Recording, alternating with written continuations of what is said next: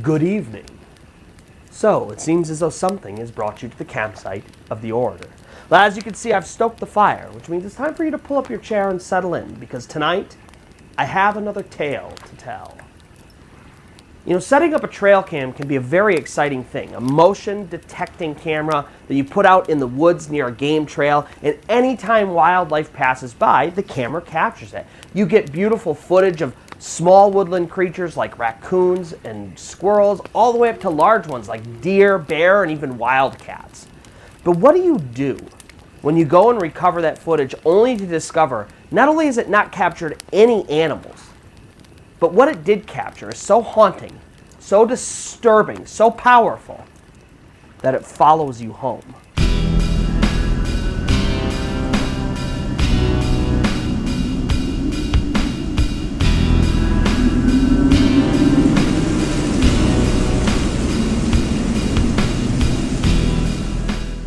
But before we begin, if you found yourself enjoying this kind of content, first-hand true accounts of the supernatural, paranormal, things that go bump in the night, then allow the spirits to guide your planchette to both the like and subscribe button as well as the notification bell. That way you get notified every time I upload new content, which is twice a week, every Monday and Friday at 8 p.m. Eastern Time.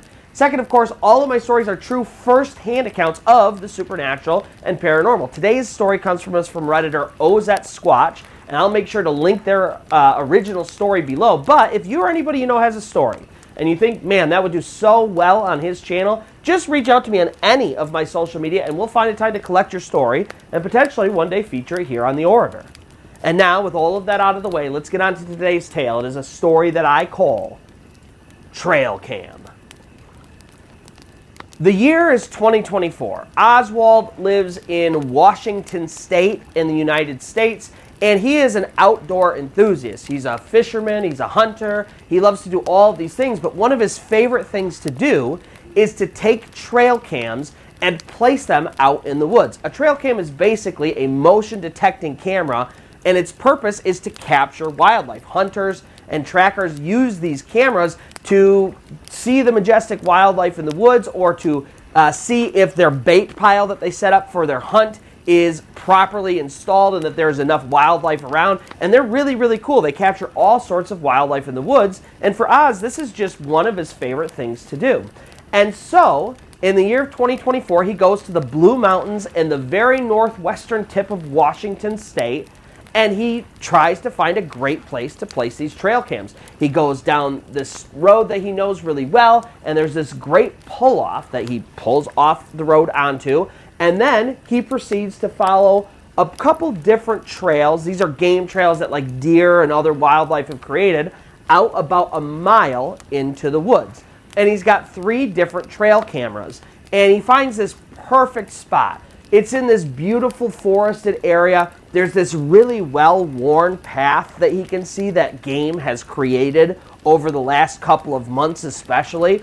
And so he sees that this camera section that he's going to set up and has got beautiful vision on all sides. And so any animals that come in or through that area, he's going to capture them perfectly, and it's going to be really great imagery. I mean, there's definitely sparse areas where sunlight is pouring down, and so he's going to get great visuals here.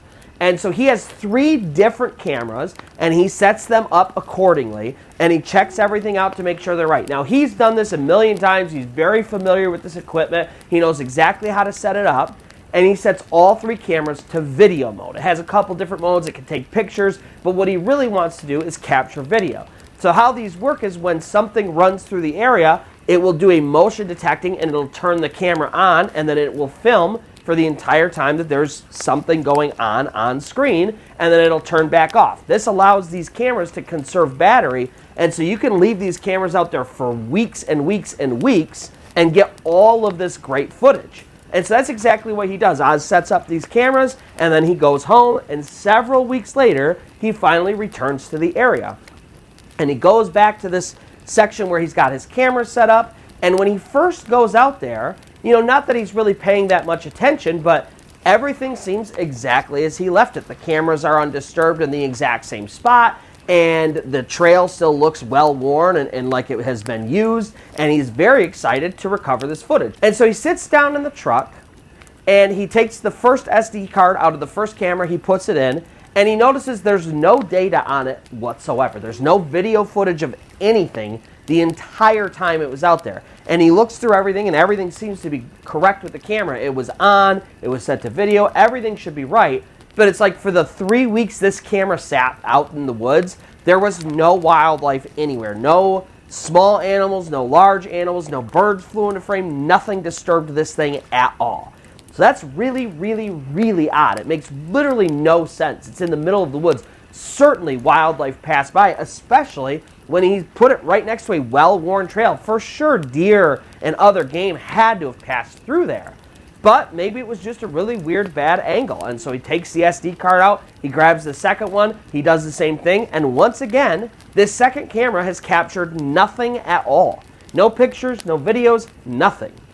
And so he takes it out and he grabs the third SD card. And when he grabs the third SD card, the first thing he notices is that for some reason it's freezing cold.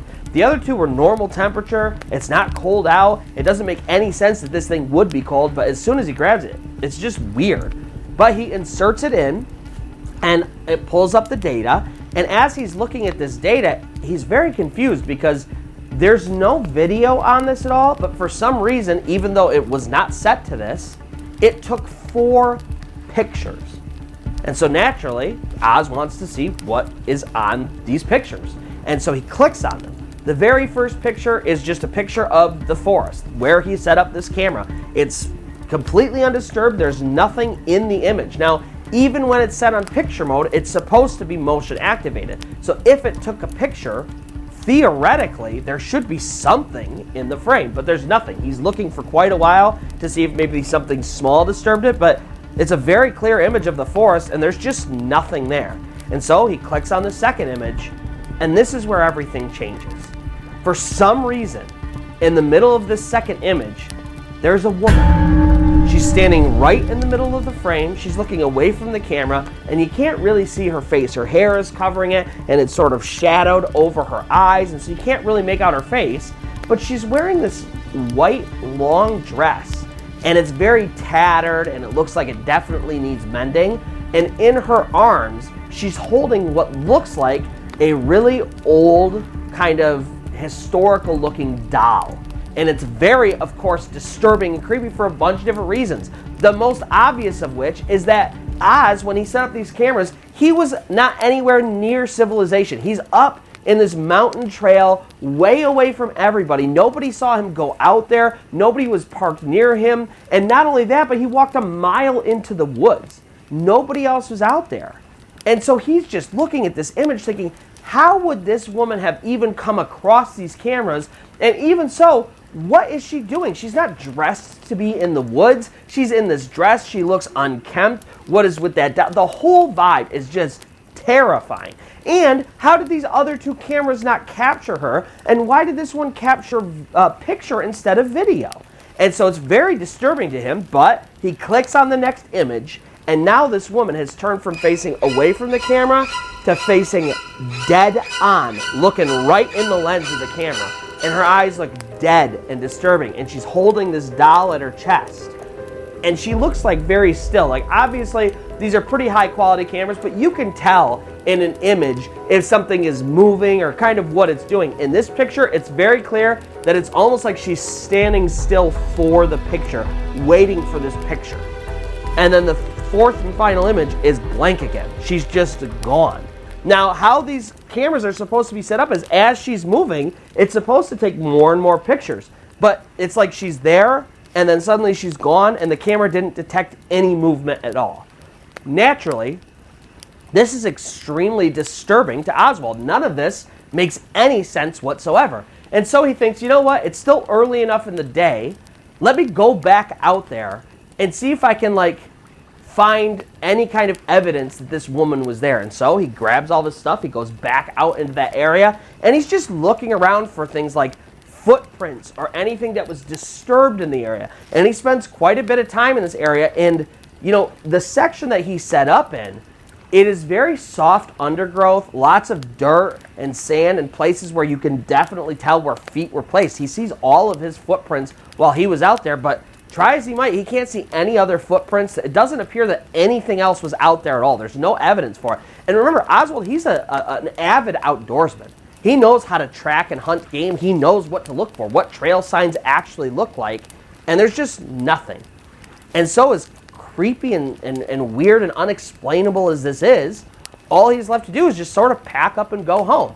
And so that evening, he packs up, he goes home, and then once he's at home, he takes the images from the SD card and he permanently transfers them to the laptop. Earlier, he was just looking at them on the SD card, but now they're transferred over. And then that night, he goes about his evening and everything, nothing weird going on, but then that night, when it gets pretty late at night, it's almost like this entity or something followed him home. While he's trying to kind of get to sleep and settle in, he keeps seeing like shadows out of the corner of his eyes. They look like shadow people running around his house, and it's like they're in his peripheral vision, and then when he turns, they're gone. And while he's downstairs, it sounds like somebody, even though nobody is home, it sounds like somebody is walking around upstairs, which he's never experienced before. And then on top of that, for some reason, he's got this ominous feeling. Like it really feels like somebody's watching him. And he almost feels like he can see somebody watching him out of his peripheral, and then when he turns, there's just nobody there. And it's such a disturbing night, and he can't help but connect it to whatever happened in the forest. And it's such a disturbing and out of character kind of situation for him that Oswald decides, I'm going to put this to rest. I'm going to figure out what's in those woods, how this happened, and what's going on. And so he decides he's going to get a ton more of his equipment, and he's going to go out there and he's going to find more evidence of this. And so he gets a couple more trail cams to set up. He also gets some big lights to set up for the area so that he can really have it well illuminated, just in case. He gets a couple of alarms. So these are, also kind of the same idea of motion detecting alarms. So how you do it is you set it up, and it covers an entire area in kind of a cone. And if anything disturbs that area, the alarms will go off. There are these loud booms that let you know that something is in the area. Now, normally, people would use these alarms at their homes. They'd set them up just in case somebody tried to break in or something like that. And so they're meant to face one way out, but not anything within the circle of these things. So he has 4 of them to set up on the perimeter of his camp, and then he's got a rifle, and on his rifle he's got a night vision scope, and so he feels very, very, very ready for this outing. And so he makes his way back out to that exact same area, and he notes as soon as he gets out there, the forest has a very different feel than the last time he's out there. Like I said, he goes out in the woods a lot. He's very familiar with nature and kind of the energies of the forest, and it just feels heavy. It feels like he should not be there. He definitely feels like there's a presence there. But he came out here with a mission, and he's not leaving until he figures it out. He's a pretty brave guy, and he's not really worried. He's got all of his equipment ready. And so he spends the next hour or so making sure his perimeter is completely secured. He's got all of his cameras set up, he's got his lights set up ready, and then he's got all of those alarms set up. So if anything comes within the area, lights are going to shoot on, alarms are going to go off, he's going to know what's going on. And then he sets up in the very center of it a big hammock, and he's got his gun, and he lays down, and now he's just chilling. He's got his scope, and he's just sort of looking around, waiting to see something, anything. And for hours, there's nothing. He doesn't hear anything. So like the natural noises that you would expect to hear in the forest, things like birds singing or little animals running around and chattering, those kinds of noises are gone. It's dead silent in his area. And this oppressive feeling is still there. But everything else is normal, and he's got his scope and he's got all of this equipment set up, and so he feels pretty comfortable. And hours pass, and there's nothing. There's no wildlife, there's no noise, until about midnight. Now, his plan is to stay out there literally all night. He is ready to capture anything no matter what. And right around midnight, all of a sudden, everything changes. He hears 4 booms. Boom, boom, boom, boom, in quick succession. And at first, his immediate thought is, oh my God, somebody's out here with a gun, and they're either trying to scare me away, or they're actually shooting at me. And so he jumps up, and he's got his gun ready, and then all of a sudden, his brain processes what actually just happened. And what actually just happened is actually more disturbing than if somebody had shot at him. Because what happened, what he had heard was not gunshots at all, but it was all 4 of his perimeter alarms going off at the same time. Now, how these things are set up is they're set up in cones, and they're supposed to only have one section each. And so if anybody comes in from one section, he'll know what section it came from. But all 4 alarms went off at once, as though simultaneously from all 4 sides he's being attacked. Now, when he set this whole thing up, of course, he was very smart. He had an exit strategy already planned. He knew the exact route he needed to take. So as soon as this happens, he is panicked. This feeling of being watched, or the oppressive feeling of the force, has intensified tenfold. It feels like something, whatever this thing is, this evil presence, is right on top of him. The hairs everywhere on his arms and the back of his neck stand up on end, and his fear is palpable. And Oswald wastes no time. He's not joking around. Whatever this is something he can't handle. And so he gets up and he bolts for the exit. He doesn't make a carefully planned retreat with his gun. He runs as fast as he can. And as soon as he gets out of that section of the forest, he just goes on the trail he knows he's supposed to go on, and he sprints towards his truck. He said he ran as fast as he's ever run before. His lungs were burning, his legs were on fire, but no matter what, as tired and exhausted as he was, he didn't slow down for a second. And he runs so fast that at one section, he bursts through these ferns, and there's a ditch right there, the ditch that separates the road from where he's at. And he didn't realize he was that close, and he's going as fast as he can. So he slams headlong down into the ditch, and he slams against the earth, and he literally feels his face press into the cold earth, and he feels the dirt, and he's like temporarily dazed, but his fear is so strong and his adrenaline is pumping so hard that he doesn't even slow down. He slams into the earth and he claws his way up to the other side of the ditch. He sees his truck, there it is, and he runs towards it. He grabs the handle of his truck to open the door, and then all of a sudden everything goes black. And Oswald, all of a sudden, wakes up, and he is somehow in the driver's seat of his truck. Now, anytime that Oswald gets into his truck, the very first thing he does is he takes his guns and all of his equipment and he puts it behind his side of the truck, the driver's side. But the first thing he notices, other than the fact that he's just woken up and somehow he's made it from outside the truck to inside the truck, is that his equipment is on the wrong side of the truck, which is something he would never do. He'd never put his equipment there. The second thing he notices after a little bit of checking around is that 3 hours have passed. And he has no recollection of them or what happened. Somehow it's 3 in the morning and he's just in his truck. And so with nothing else to do, he starts up his truck and he makes his way home. And then the next day, he has to, of course, go get this equipment. He thinks, I'm not going to go back out there and keep dealing with this. Whatever this thing is, it's powerful, and it does not want me to mess with it. And so during the daytime, of course, he slowly makes his way back out to that section. And as he gets out there, he can feel it again. And it is as strong as ever, this presence that he really should not be there. And so, as quickly as he can, he packs up all of his equipment. He can't just leave it there. It's so expensive, and it's like one of his greatest outdoor hobbies. He's not going to just leave it, but he packs it all up.